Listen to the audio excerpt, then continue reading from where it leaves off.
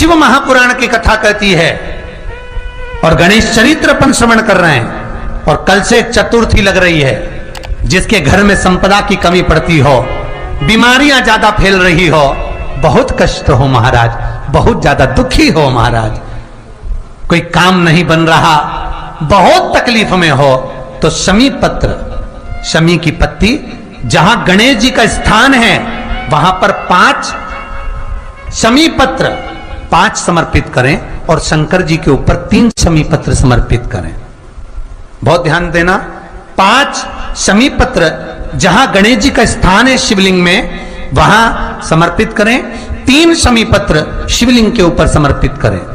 1 शमी पत्र शंकर जी की चौखट पर लेफ्ट भाग में, जाते समय आपका उल्टा हाथ, जब मंदिर से निकलो तो उल्टे हाथ पर लेफ्ट भाग में शंकर जी की चौखट पर समर्पित करें 1 शमी पत्र। और महाराज घी का दिया जहां लेफ्ट भाग में आपने शमी पत्र रखा है, मंदिर में ना दिया लगाकर बाहर की ओर जहां शमी पत्र रखा है उसके ठीक साइड में एक घी का दिया लगा दीजिए।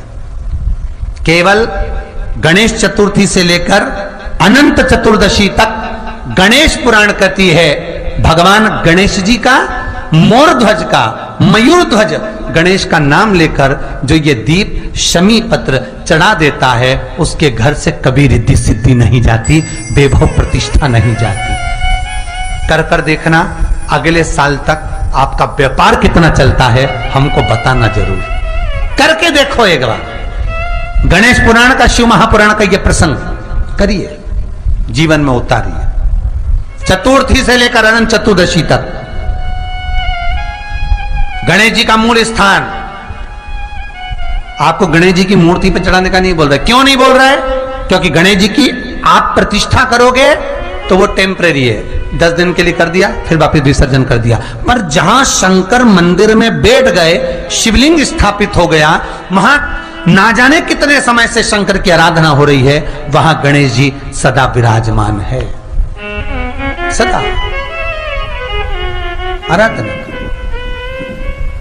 और देखो ये 10 दिन में अगर आपने शमी पत्र बिल्कुल मन से समर्पित करा है ना, तो मेरा विश्वास कहता है शिव महापुराण का, मेरे बाबा विश्वनाथ की कृपा कहती है, मेरा मन कहता है 10 दिन के अंदर आप शमी चढ़ाएंगे ना तो कुछ ना कुछ अच्छी खबर जरूर मिलेगी, ये पक्का है। पर हमें बताना जरूर, व्हाट्सएप पर हो, मैसेज जरूर करना कि क्या फायदा हुआ आपको 10 दिन के अंदर, बोलना जरूर, कर कर देखिए। शिव स्मरण, भगवान गणेश शिवराज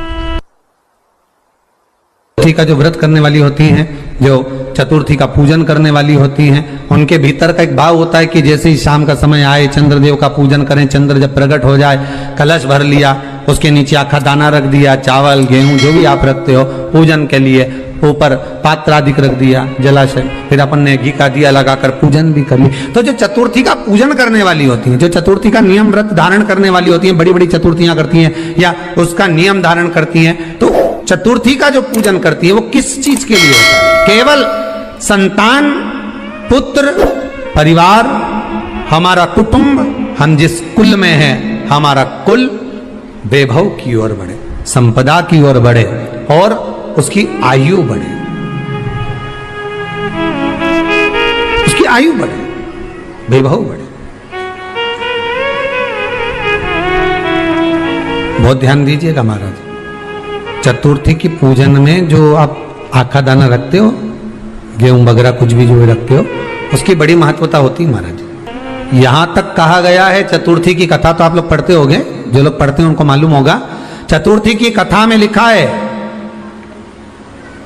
चौथ माता के व्रत में वर्णन किया गया है कि वो आखा दाना जो रखा जाता है, मान लो कोई जरूरी काम होता है तभी आखा दाना को रखा जाता है, संभाल के रखते हैं कि हम इस काम के लिए जा रहे हैं और हमारा ये कार्य सफल होना चाहिए।